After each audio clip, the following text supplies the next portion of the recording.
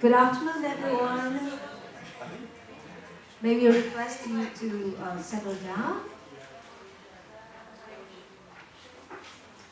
I hope you all had a good lunch, and welcome once again this afternoon session, which is entitled Models for Assessing Credit Risk of Guarantees and On Lending. Our moderator is Ms. Siri Jongdi, Senior Economist from PDMO, Thailand. Our speakers are Mrs. Simi Exom Ramate, Director of Debt Management Bureau to PDMO, Mr. Omer Karademir, Head of Credit Risk Management Department, Turkish Treasury, Directorate General of Public Finance, Mr. Koskun Kangos, Manager, Head of Government Debt and Risk Management, Financial Advisory and Banking, World Bank, and Mr. Albertus Kurniadi, Debt Management Analyst, Directorate General of Budget Financing and Risk Management, Ministry of Finance, Indonesia. Let's all welcome our panelists.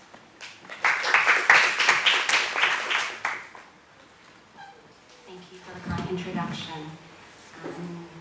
As said, this is session 7A, Models for Assessing Credit Risk of Guarantees and on Lending. And this may prove to be one of the tougher sessions for today, just because it's the first session after that wonderful lunch. But let's begin. Guarantees and on lending can be useful and efficient when appropriately targeted and managed, especially for state-owned enterprise, subnationals, and other state agencies.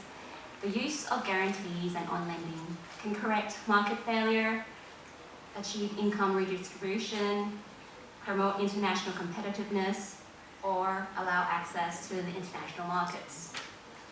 However, these risks associated with guarantees and on lending should be assessed using standard credit risk evaluation techniques that focus on estimating the default probability and likely loss in the event of default. The principal approaches to assess credit risk are credit rating models, statistical models, scenario analysis, and structural models. And various countries, depending on factors such as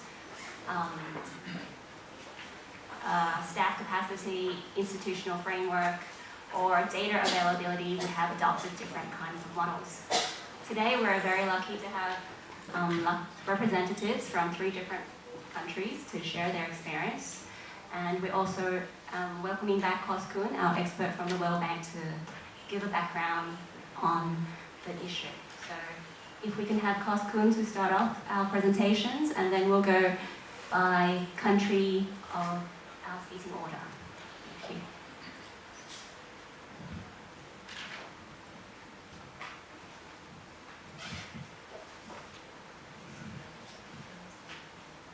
Okay.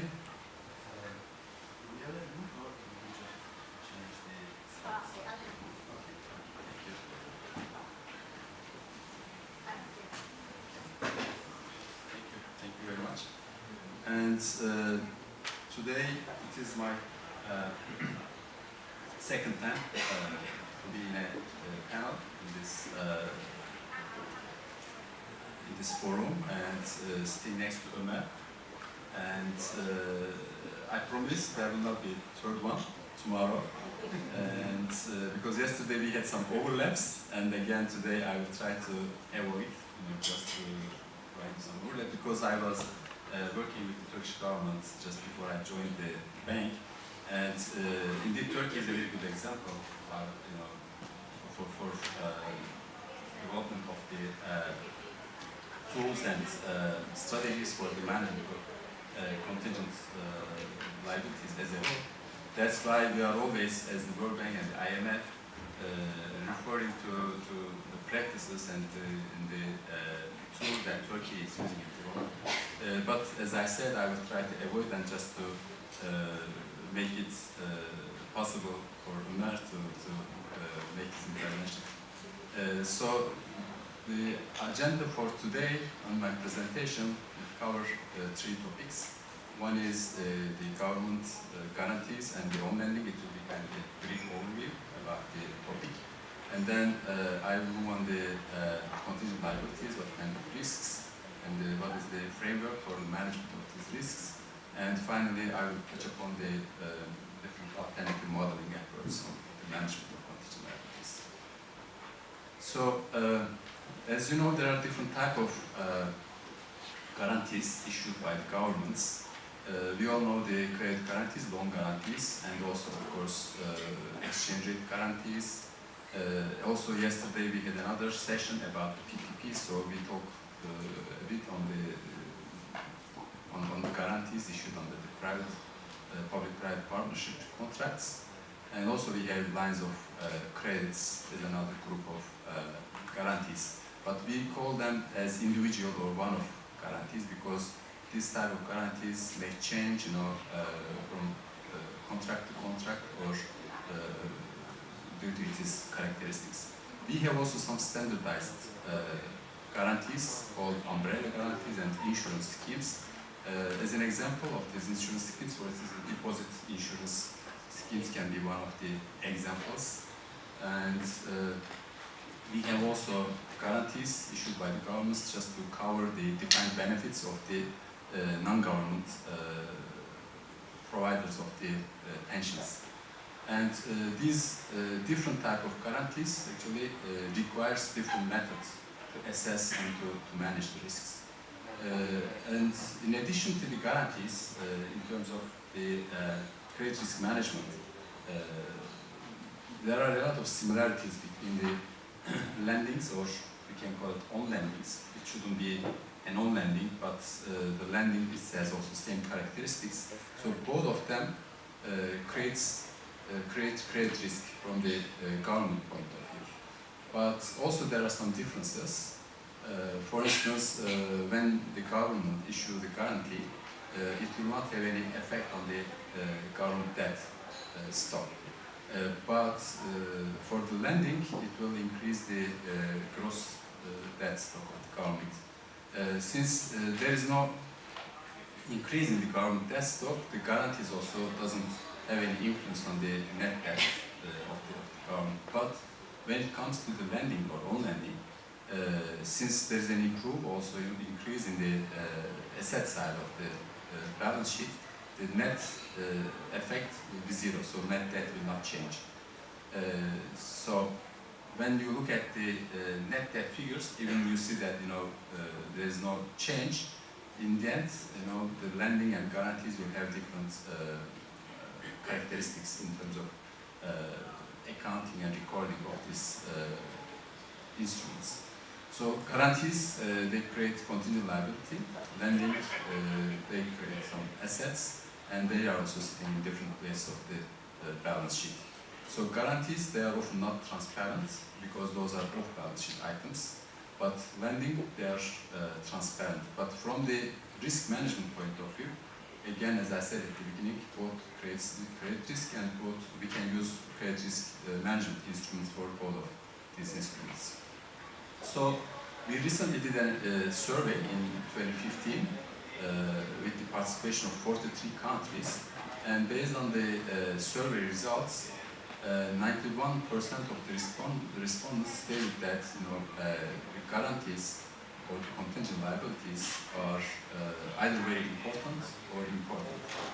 And so then this topic is very important. So when we look at the details, what type of guarantees or the contingent liabilities that the governments are facing with, it is credit guarantees. It is almost a kind of risk source for almost all countries. So more than 7. And the blue bar shows that a big number of countries they are discussing or they are just monitoring the contingent liabilities, but again, almost 20% they don't have any risk quantification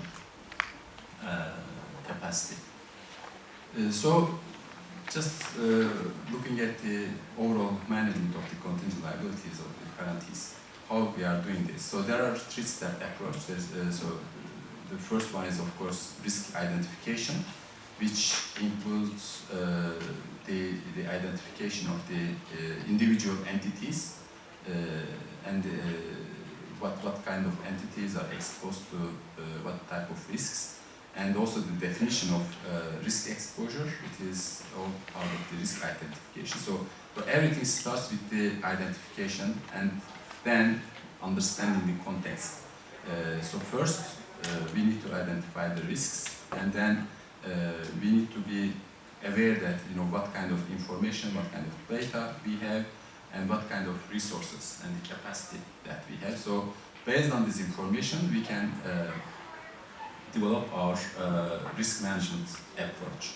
So the second step is the analysis of the risks. So there are different approaches, quantified risk measures such as risk ratings or statistical measures, market values, loss scenarios. So I will touch upon more details in the coming slides. And also there are some risk assessment methodologies like credit ratings, statistical models or scenario analysis, and structural models. So the third step is the mitigation of the risks and monitoring tools. And so again, if you look at the tools, what kind of tools we have, in some countries there are limits on the issuance of the guarantees, and some countries also have limiting the size of the guarantees, so we call it partial risk coverage. And again, in some cases, the issuer of the guarantee asks for collaterals, and they use derivatives, budget provision, or reserve accounts, and also guarantee fees. Those are all used for the mitigation of the risks coming from the loan guarantees. So risk monitoring tools, those are, I can mention three of them. Of course, recognition of the risk, it is the first one, and monitoring and reporting and disclosing the other two ways to monitor the tools.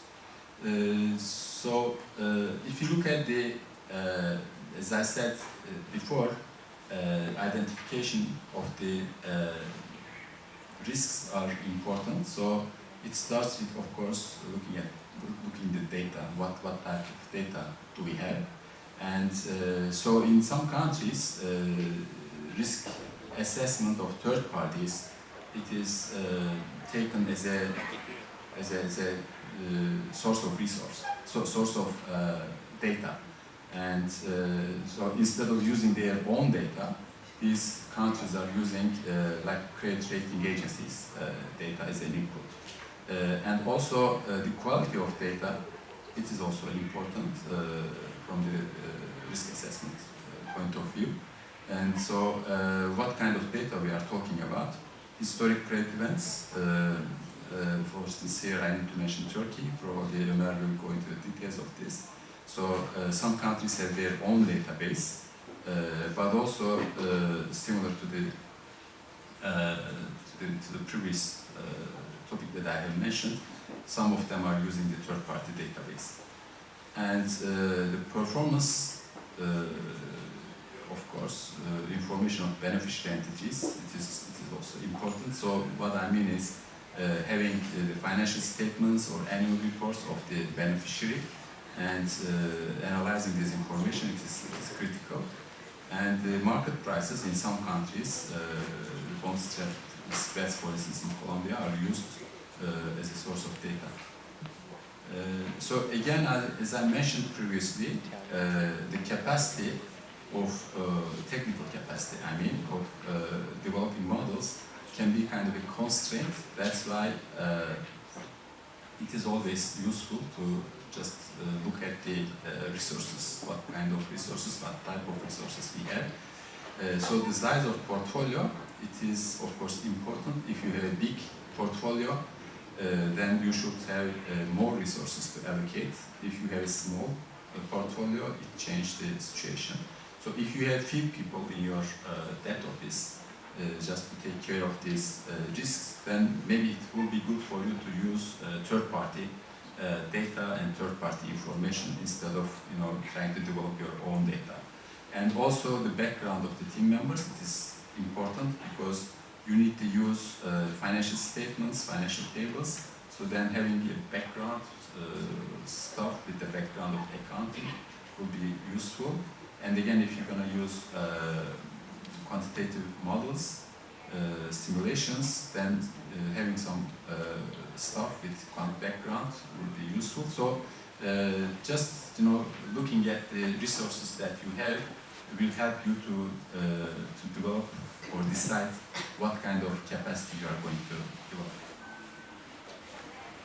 And assessment of the risks, of course, it is always useful to have a better understanding about taking a decision.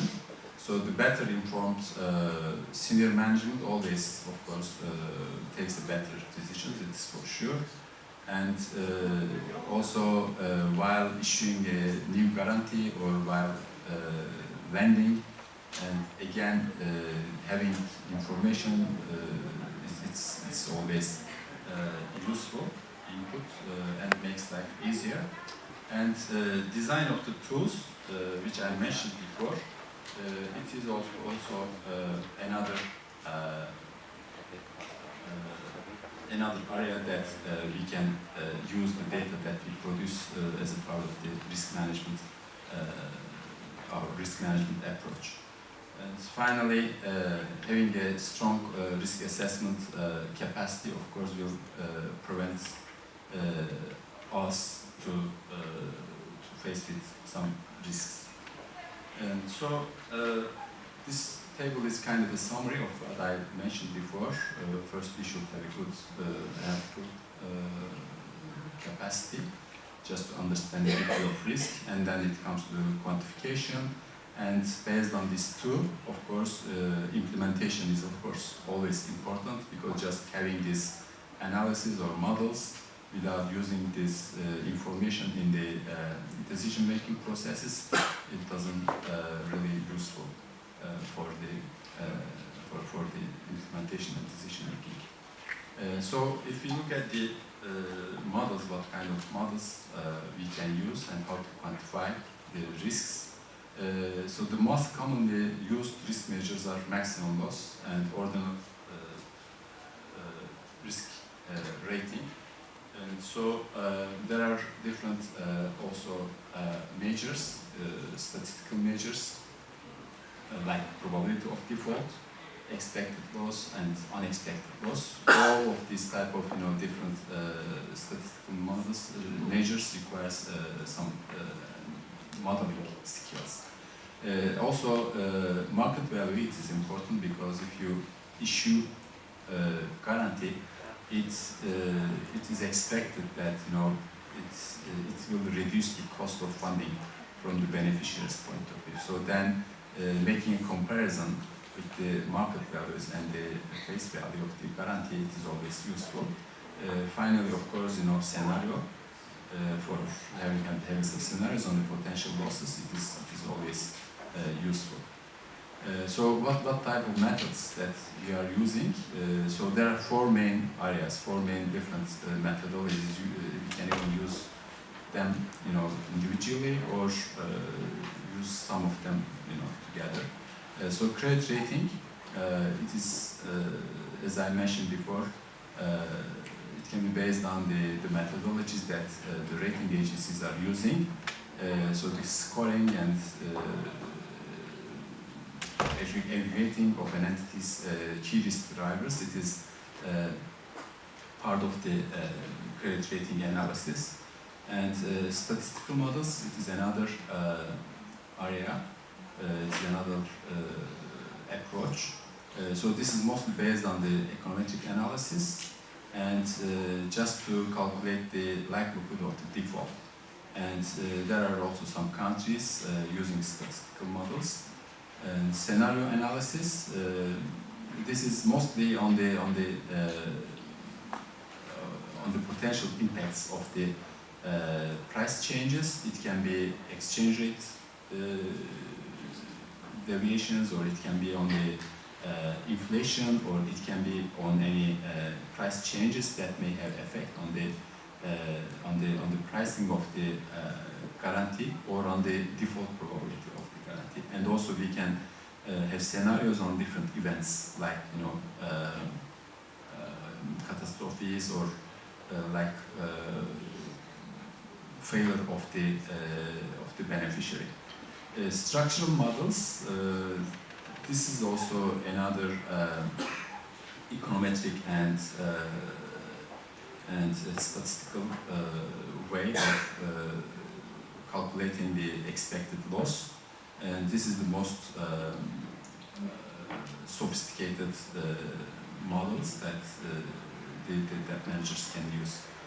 So if you look at the countries, which countries use what type of methodology, we see that credit rating, it is used by Sweden, Indonesia, Ghana, South Africa, Thailand, different group of countries. Statistical models, Turkey developed a model almost a decade ago, again to assess the potential or the probability of the potential default. And scenario analysis, again, Sweden, South Africa, and Turkey, they use this approach intensively. And finally, structural models. There are only 5 countries using these structural models. It's Sweden, they used to use it. And South Africa is now considering to implement these structural models in the assessment of their risks. And this is the final takeaways from the presentation. And so, as I said at the beginning, I will start with the planning process for issuing new guarantee. The SOE or the state financial institution will make a project proposal, including the objective and the amount of borrowing and guarantee through overseeing to the government, while the Ministry of Finance will provide the recommendation under the laws and criteria of guarantee based on the project return, financial status, and debt payable from government budget. Then the cabinet will approve the borrowing and guarantee according to the recommendation of the related agency. After that, for the implementing part, once the project is approved, the SOE or the SFI will propose the borrowing and guarantee plans to the PDMO to set up the annual public debt management plan. And the PDMO will consider the public debt management plan under laws, government guidelines, such as the financial status, the guarantee and all lending ceilings set by law with no more than 20% of the budget, and as well as the readiness of the project to begin financing. Then the PDMO will summarize and submit the plan to the Public Debt Management Committee and the Cabinet for the final approval. Once the Cabinet approves such annual plan, the SOE will be ready for financing. Next slide, please. Here we come to the risk assessment and methodology and credit scoring model. First, the PDMO used the credit rating approach to access the SOE credit risk that apply from the credit rating agency methodology, and the analytical framework of our credit rating takes into account two important risks. Those are financial risks and business risks.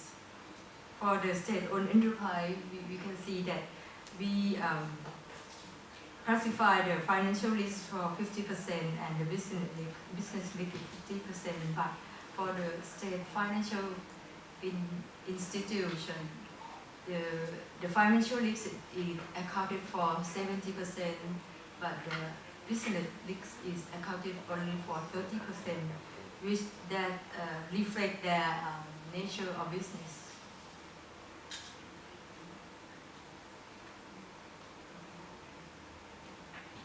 Under same slide. Under the scoring model, we consider both leaks through various factors such as organization and management, financial condition, performance, industry, business growth, and loan condition. We have to submit credit scoring results to the credit risk scoring committee for approval, and in addition to assess the business risks, we also use the input from SEPO, is another office in the Ministry of Finance. SEPO is the Stable Enterprise Policy Office, which assess the SOE and SFI performance based on factors such as organization, leadership, strategic planning, and knowledge management and human resource, something like that, which accounted for 40%.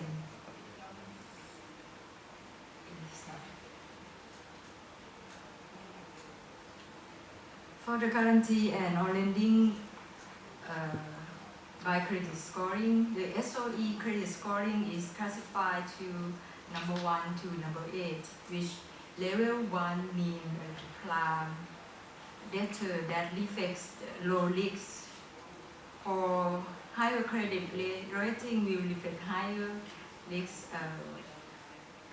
such as level 8 is our highest credit rating, but reflect higher risks. PDMO will evaluate the state-owned enterprise credit scoring to determine the fee rate charged on the SOE, and the total on lending and guarantee debts outstanding is about 557, as I mentioned before. Is the total guarantee for last year, which 21% of the total on lending and guarantee debt outstanding is rated at score 2 and 3, and 17% is rated at score 4 to 6, and lastly, the 62% of the all lending and guarantee portion is rated at score 7. We have observed that the majority of our loans are in the 7 rating due to large portion of the guarantee and all lending debt is taken out by the SOE in the transport sector that have limited control of pricing setting, which has affected their profitability and liquidity. However, this SOE undergoing rehabilitation are closely monitored by their board of state-owned enterprise. Also, we are held this SOE by financing for new investment projects that can create financial return to improve their financial position.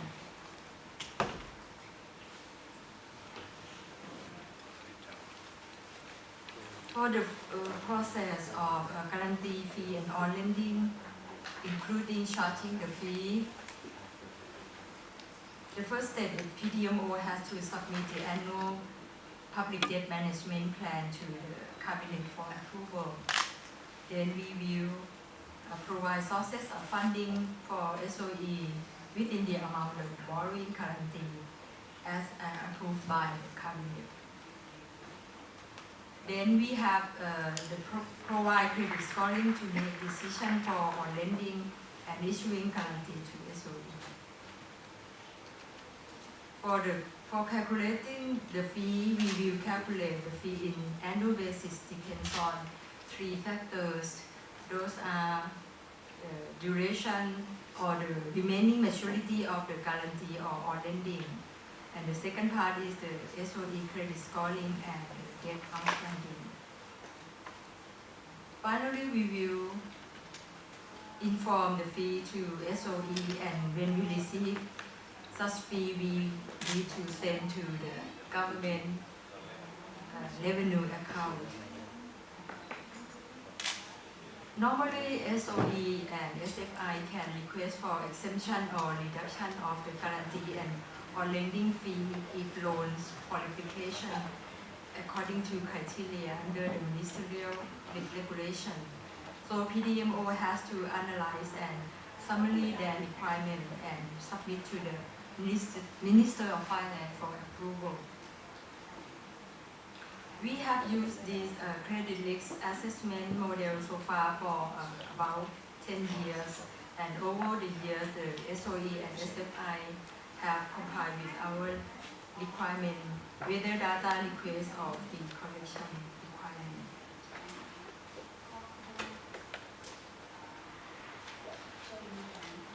So that will be the end of my presentation.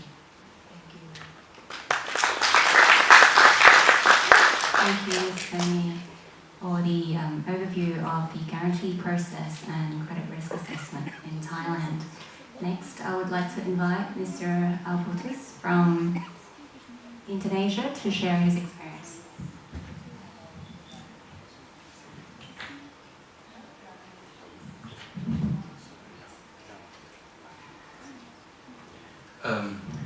Thank you, ladies and gentlemen. I would like to share our experience. I would like to share what we are doing so far in developing the internal credit rating.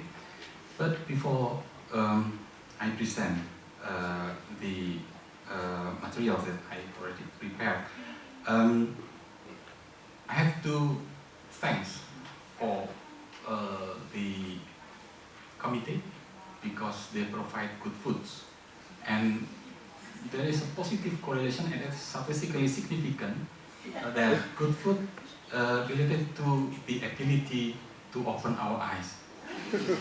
So I think it's also difficult for me to present this afternoon. Let's go to our business. This is the outline that I need to present in front of you, but maybe I will go through not to repeat some explanation that already explained by the previous speakers. During this period, our government puts the priority to accelerate the infrastructure development. However, in certain cases, the government needs to provide a guarantee in order to promote long-term investment. The guarantee itself so far covers several sectors, and two that have a bigger portion to the other are power sector and transmission project, as well as the clean water availability program. Koskun, our colleague from World Bank, emphasized that the increasing guarantee increase as well the government credit risk. So how do we deal with this problem or maybe challenge, and how we measure the possibility of an entity, for example, with our colleagues from World Bank as well as our colleagues from Turkey. That is why I know some of your colleagues. And then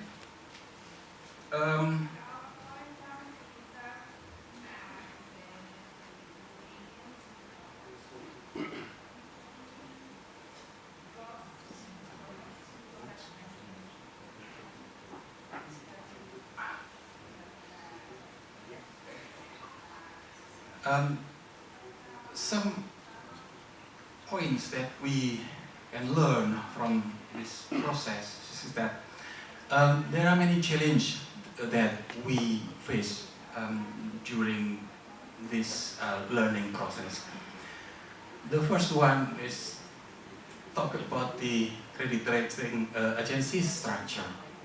The question is whether or not we need to take the credit rating agency's structure as it is, or and then try to recalibrate to our condition, sovereign rating, or do we need to make our own credit rating agency's structure? The second is talk about data availability. For some countries, maybe they have precious time series or historical data that can be used to make this kind of analysis. But in Indonesia, we have to find the sufficient time series data, and it's a bit difficult for us, even though maybe 1 or 2 years ago we tried to collect the financial report, balance sheet report, as well as the credit event, if any. So this kind of challenge gives us the consideration on how to choose the correct method that adds to our condition. Not to mention to the methodology, because we have to choose the appropriate methodology for our case, as well as it's involving various sectors. So at first, we thought that by making such kind of methodology and then try to copy it and apply it to the other sectors, it can work well. But that's not the case. So we need to see and cautiously consider such kind of sectors that under our guarantee program. So with this kind of consideration, with this kind of challenge, our choice is then down to the scoring model. For our case, the scoring model has several advantages.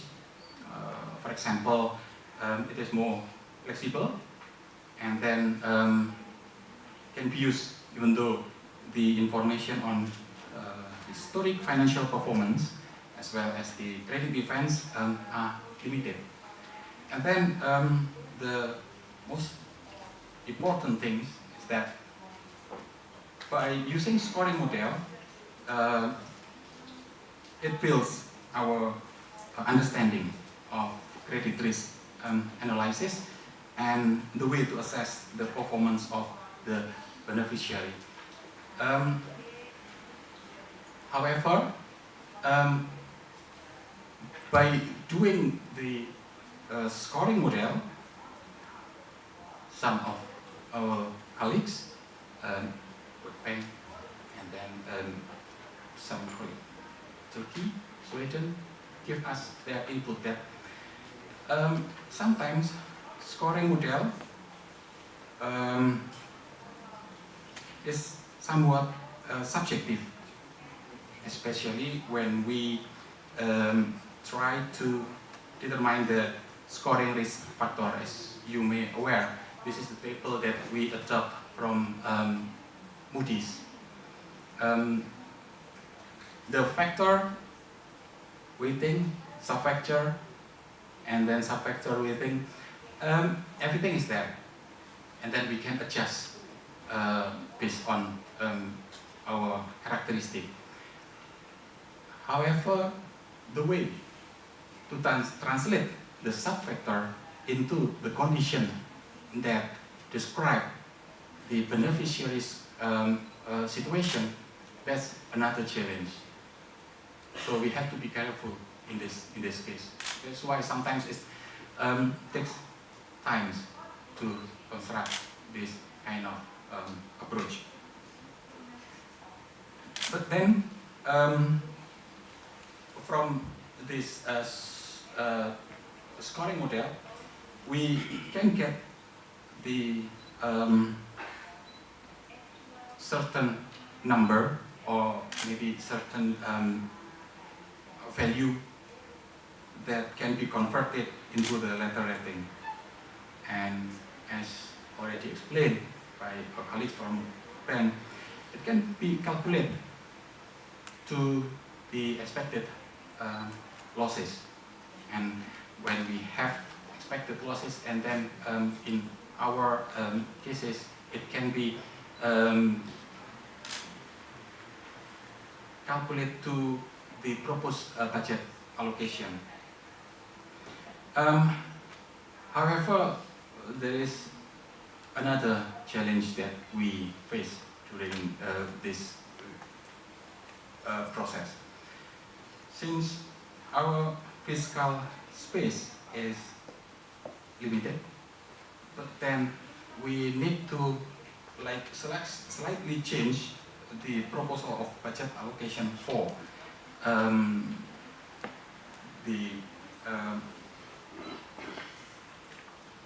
to cover the risk.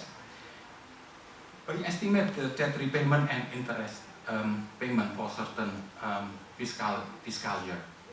So, because the amount of funds is not similar with the calculation using the common or maybe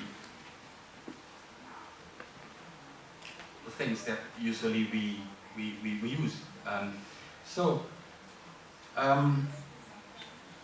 We have another approach for this, and having the smaller amount of the budget allocation, if these funds are not used, or if not used for the undertaking of the guarantees in a given fiscal year, these funds then will be transferred to a reserve account. So there will be an accumulation of funds. And this reserve account will conduct as a buffer for future government payments under guarantee agreements if there is such kind of a credit event, to ensure timely payment and minimize the impact on the budget, or in other words, it won't jeopardize the fiscal sustainability. I think that's what I can share this afternoon. Thank you.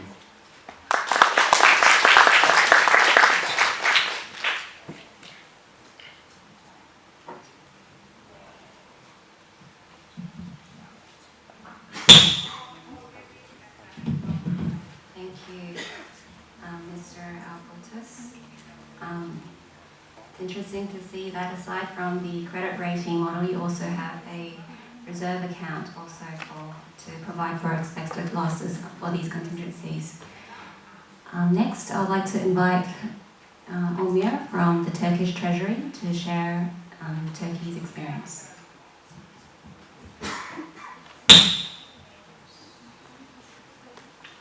Thank you, Sire. Good afternoon, everybody. Thank you for choosing this session, because there is an alternative session in the next room, and I see the room is full of our distinguished guests. So I hope you achieve what you expect from this session. For today, I'm going to present the Turkey experiences and Turkey's models. This is not the today's presentation. Yes, this is yesterday's presentation. Did you have? You have this important.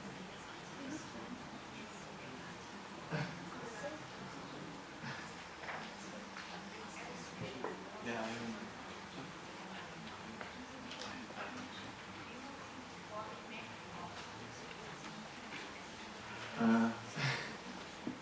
While they are preparing, let me start to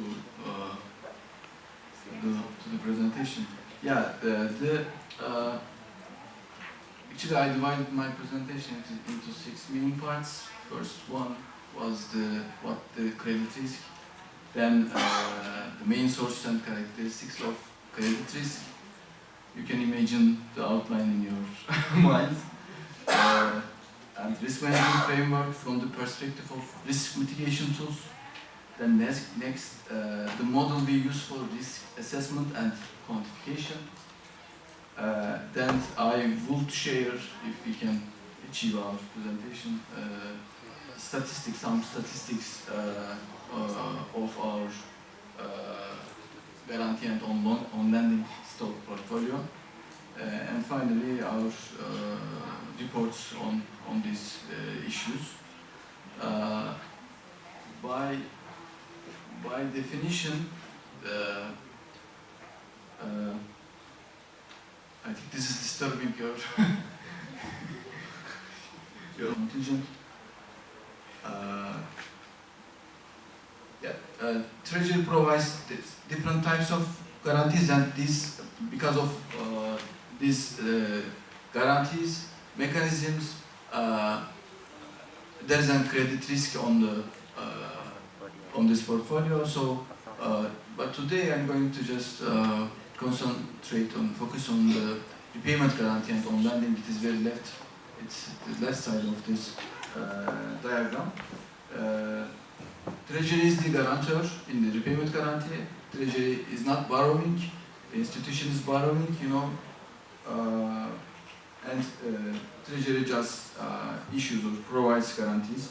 But in the on-lend procedure, Treasury borrows and on-lends to the institution, organization, with the same financial conditions, with the same credit terms or different. It depends. There are some information right below this repayment and guarantee on lending block.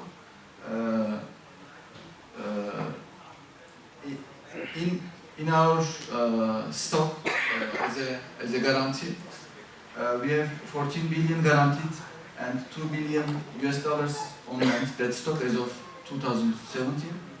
The guarantee is provided just for external foreign financing. And we have 4 groups of institutions. It is SOEs, local administrations, their affiliates, and public and development banks. The guarantee is provided with the approval of minister approves. And recently we are providing to specific sectors such as renewable sectors, such as small and medium size enterprises, projects we are providing. This is our institutional structure. Under Treasury, we have a Directorate General of Public Finance. We have 3 different offices. Maybe it is similar in your countries. We have front office, mainly responsible for debt, cash management, and middle office, as it stated, the risk management. Risk management office determines benchmarks and monitors the implementation of mainly the front office. And back office is accounting, statistics, and reporting activities of domestic and external debt. The credit risk management department is under the risk management office, and you see in the blue box with the star on the upper right side of this slide, Debt and Risk Management Committee.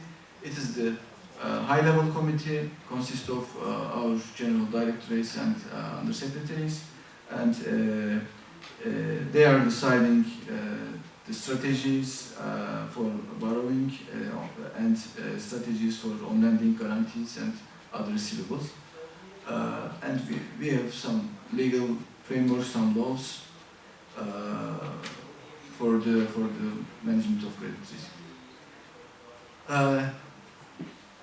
Risk management framework from the perspective of risk mitigation. First of all, we have some preconditions for eligibility of achieving an treasury guarantee. The institution should not have an overdue liability to treasury. This is precondition for issuing a new guarantee. Stay within the guarantee limit. Guarantee limit is defined in the yearly budget law. And sound financial capacity is important. Sound financial capacity mostly evaluated by our credit rating model that I will explain in the next slides. Guarantee limit is for this year it is 4.5 billion US dollars. This is the cap. This does not mean you have to use all this limit in the said year. We have also partial guarantee mechanism for the commercial credits.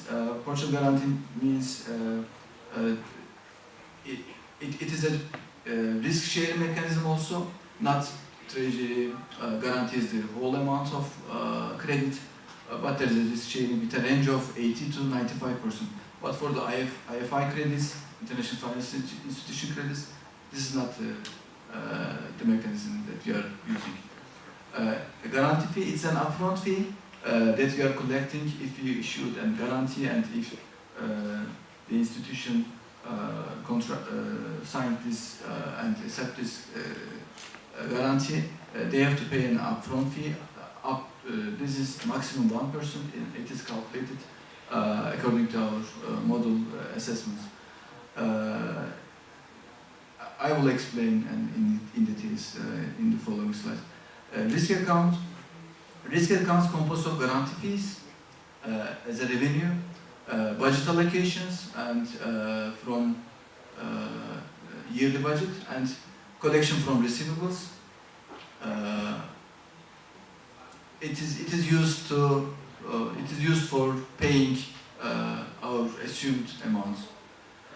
It's an precautionary account for unexpected cash needs. And the external debt payment account, it is just for municipalities. They have to transfer some of their revenues to this account in order to make their payments. The main characteristic of risk assessment model is stated like that. The model is statistical regression model. The methodology based on the insights from the Altman-Zil score. Altman-Zil score is mainly scoring the financial institutions default, the probability of default of financial institutions, and this is inspired. Our model is inspired from this score model. We have worked with a World Bank consultant while set up this model. Inputs are financial ratios, comes from balances and income statements. Past payment performance, the institution make their payment regularly or not, and future payment obligations. Outputs that provide, produce from this model are default probabilities, internal credit rating, expected losses, guarantee fee, limit setting. So we are using the model outputs commonly. The beneficiaries I stated. Probability of default is the combination of the past performance of the institution and the deterioration of financial statement. It is the combination of both probability. This shows the main picture of the model. Data we are, I said, collects from the financial tables like balance sheets, income statements. We have an historical data of coming from 1980s to up to now. So our historical data is sufficient enough to access an institution. For the financial data part, we are evaluating the financial ratios. We are testing the ratios, whether it is it's an exact explanatory variable for the defaults or not. Is it an right indicator for defaults? So we are testing our financial ratios for different group of institutions. We are producing different models since their characteristics are different. So for, let's say, for municipalities, if we test its financial ratios, we are seeing that the personal expenditure, the wage salary expenditure over revenues is very important to explain the probability of default for municipality. But for banks, this is changing. As an example, it's changing to non-performing loans over total loans for the banks. The explanatory variable change differs from institution group to institution group.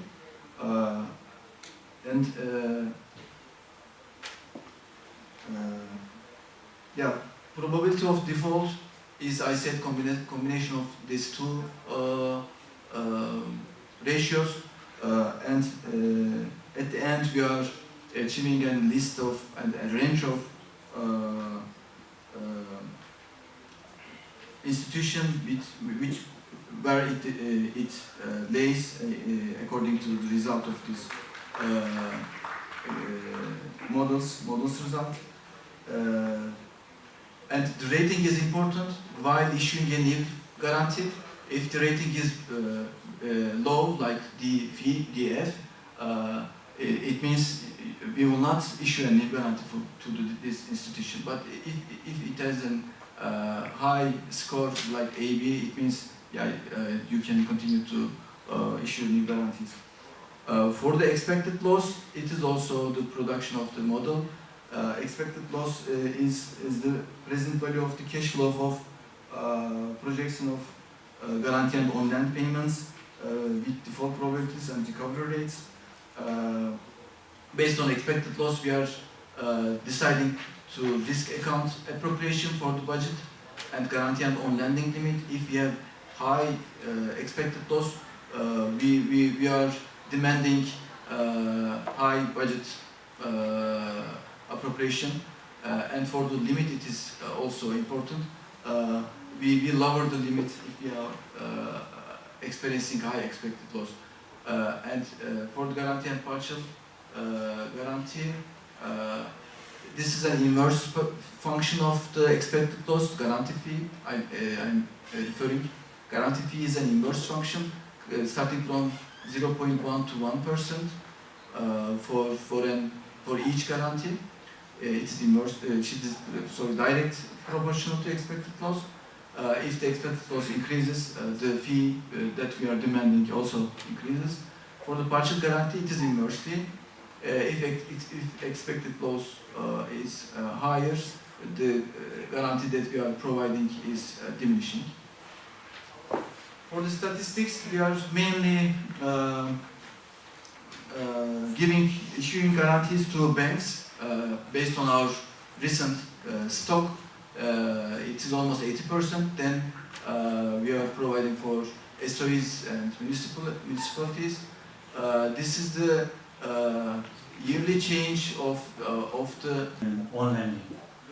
So, as per my understanding, the lending is the one which we lend from out of our own resources to our subsidiary company or SOE company. But in the case of on-lending, we are borrowing from our OD partner or whatever required to continue, and then we are passing that to our subsidiary company or the SOE company, with the thing that when they access to credit, they are not able to get it in a very cheaper rate, but government is borrowing on their behalf and then is lending out for these things. And with that, that has an effect in the increases of gross debt. But in the case of lending, it will not, I think it doesn't have an effect on the gross debt, but it can only have an effect on the SOE part of the debt, but not in the overall gross debt. Or you average that over the year, and obviously the charging payable up front you mentioned. So just a little bit more flavour as to some of the ways you would calculate that would be just helpful. You don't have to spend a lot of time, obviously, because we've got other questions. So as Yeah. every year, yeah. And the last part is the remaining to maturity. I mean the timing for the loan that remaining to the maturity. Yeah. Does that Okay, yeah, answer that's your- fine, yeah. Just provide a bit more clarity. Do you publish your rates, your charge, your matrix? Yes, yes. We inform all the state-owned enterprise for the fee in our ministerial regulation, something like that. Sorry, I'll leave you to answer the other question. Thank you. Thank you.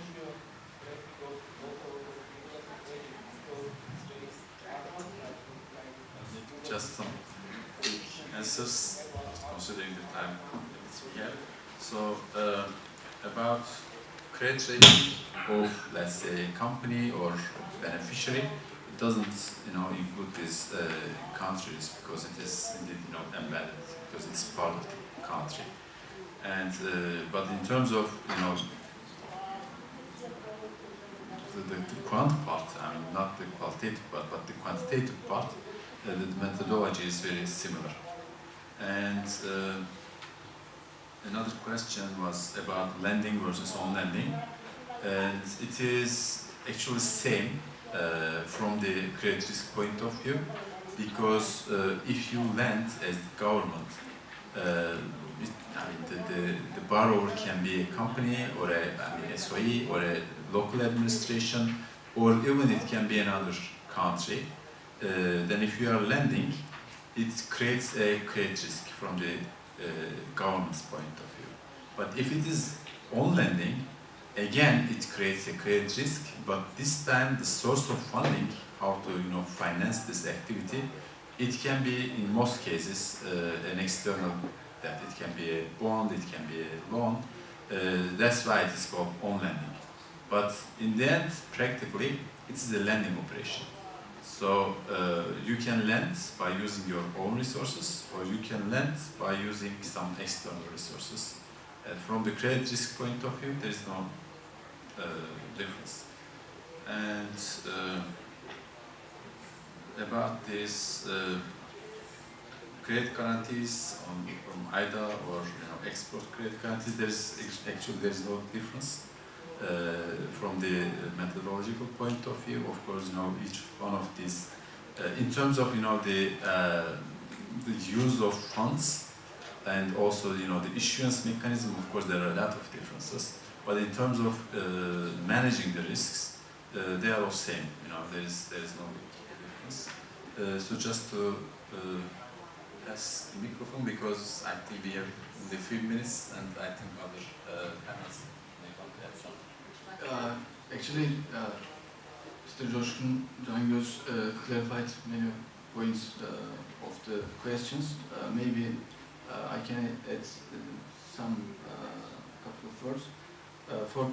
There was a question for key factors issuing private guarantees or guarantees given to public or private. I don't know how many countries are issuing guarantees for private sector. In Turkey, yes, we are providing, but not under the repayment guarantee. We are using it for the PPP models just. The risk is depends on the probability of default again, or the credit risk is still valid. It doesn't make any difference if it is issued for private sector or public sector. In Turkey, we are just as a repayment guarantee, we are just providing to development banks, private development banks, and we are rating this bank based on its financial tables, income statements. So we are evaluating and considering its strength before issuing guarantee. I think for the other question, yeah, I don't have any point to add.